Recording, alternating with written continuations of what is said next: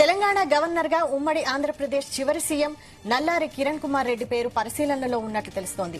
ఆయన ఎన్నికలకు ముందు బీజేపీలో చేరారు. తెలంగాణ బీజేపీకి సంబంధించిన పలు కీలక సమావేశాలకు సైతం ఆయన హాజరవుతూ వస్తున్నారు. ఈ నేపథ్యంలో ఆయన ఇటీవల బీజేపీ నుంచి రాజంపేట ఎంపీ అభ్యర్థిగా పోటీ చేసి ఓడిపోయారు. అయితే ఆయనకు బీజేపీ హైకమాండ్ కీలక పదవి కట్టబెట్టొచ్చనే ప్రచారం పొలిటికల్ సర్కిల్స్ లో జోరుగా నడుస్తోంది. ఆయనను తెలంగాణ గవర్నర్ గా నియమించవచ్చని తెలుస్తోంది.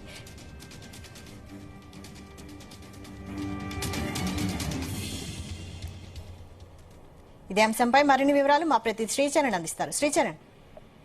వైశాలి, ప్రస్తుతం ఢిల్లీ సర్కిల్స్ తో పాటు ఇక్కడ రెండు తెలుగు రాష్ట్రాల్లో కూడా ఒకటి స్పెక్యులేటివ్ గా ఒక నరేషన్ నడుస్తోంది. తెలంగాణ గవర్నర్ గా ఉమ్మడి ఆంధ్రప్రదేశ్ మాజీ ముఖ్యమంత్రి నల్లారి కిరణ్ కుమార్ రెడ్డి పరిశీలనలో ఉన్నట్లు కూడా తెలుస్తోంది. ఆయన ఎన్నికల ముందు బీజేపీలో చేరారు.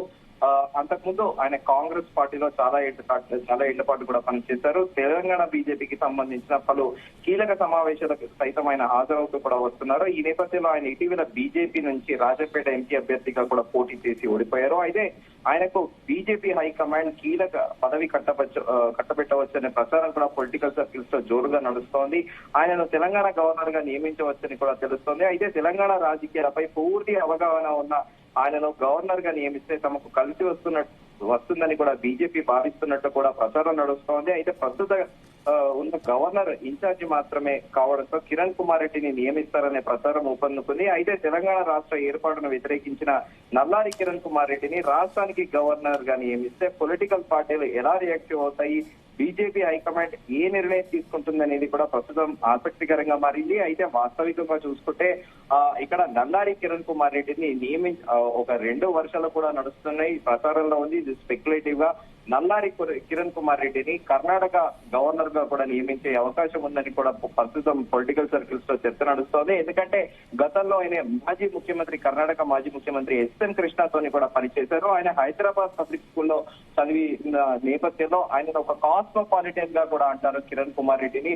ఈ నేపథ్యంలో ఆయనకి కర్ణాటకలో కూడా మంచి రిలేషన్స్ ఉన్నాయట. దాంతో ఆయన్ని కర్ణాటక గవర్నర్ గా కూడా నియమించే అవకాశాలు ఉన్నాయనేది కూడా చర్చ నడుస్తోంది. మరోవైపు తెలంగాణ గవర్నర్ గా ఇటు మాజీ ముఖ్యమంత్రి కిరణ్ కుమార్ రెడ్డి పేరుతో పాటు కేంద్ర మాజీ మంత్రి అశ్విని కుమార్ చౌబే కూడా గతంలో ఆయన సివిల్ సప్లైస్ తో పాటు ఎన్విరాన్మెంట్ ఫుడ్ కార్పొరేషన్ సహాయ మంత్రిగా కూడా పనిచేశారు. ఆయన ప్రధాని నరేంద్ర మోదీకి దగ్గరి వ్యక్తిగా కూడా పేరొందారు. దాంతో పాటు ఆయన అయోధ్య రామ మందిర నిర్మాణంలో కూడా కీలక పాత్ర పోషించారని కూడా ఆయన పేరుగాంచారు.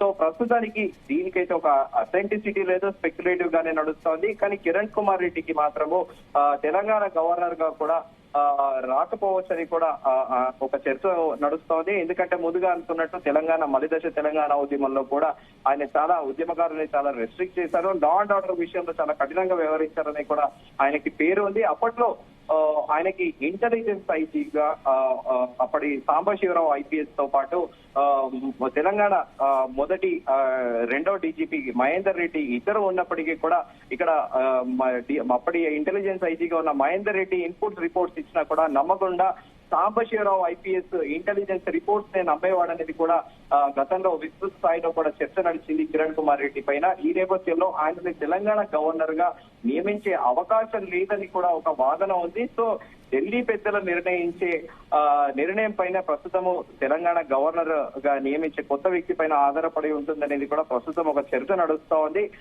అయితే అశ్విని కుమార్ చౌబే పేరును కూడా ఢిల్లీ హైకమాండ్ పరిశీలిస్తున్నట్టు కూడా తెలుస్తోంది. ఎందుకంటే అశ్విని కుమార్ చౌబేకి కూడా ఒక పేరుంది. సాధారణంగా ఎన్నికల్లో అందరూ రాజకీయ పార్టీలతో పాటు రాజకీయ నాయకులు విస్తృతంగా కూడా డబ్బు ఖర్చు చేస్తూ ఉంటారు. కానీ బీహార్ కి చెందిన ఈ అశ్విని కుమార్ చౌబే కూడా ఎన్నికల్లో 2019లో ఆయన ఎన్నికల్లో ఖర్చు పెట్టింది ఆశ్చర్యపోతారని కూడా ఆయన వర్గీయులు అంటారు.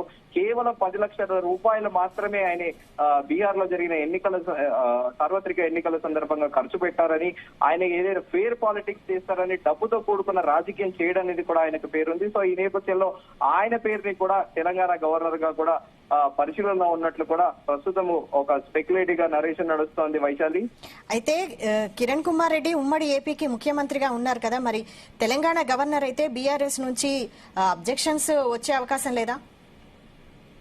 యా దానిపైన కూడా విస్తృతంగా చర్చ నడుస్తోంది. దాదాపు ఆయన ఉమ్మడి ఆంధ్రప్రదేశ్ ముఖ్యమంత్రిగా కూడా పనిచేసినప్పటికీ ఆయనకి దేశవ్యాప్తంగా కూడా కార్డియల్ గా అందరితోని మంచి రిలేషన్షిప్స్ ఉన్నాయి. ఆయనకి అందరితోని మంచి రిలేషన్ మెయింటైన్ చేస్తారని కూడా ఉంది. అంతకు తెదేపా టీడీపీ అధినేత చంద్రబాబు నాయుడుకు కూడా అత్యంత సన్నిహితుడుగా కూడా ఆయన పేరుగాంచారు. సో బీఆర్ఎస్ పొలిటికల్ స్టాండ్ గా మాత్రం కిరణ్ కుమార్ రెడ్డిని విభేదించవచ్చు పొలిటికల్ రైవలరీగా, కానీ యాజ్ ఎ వ్యక్తిగా కూడా విభేదించకపోవచ్చు. కానీ ఉద్యమకారులు మాత్రం డెఫినెట్ గా కూడా ఆయనను అపోజ్ చేస్తారనే వాదన కూడా ఉంది వైశాలి. రైట్.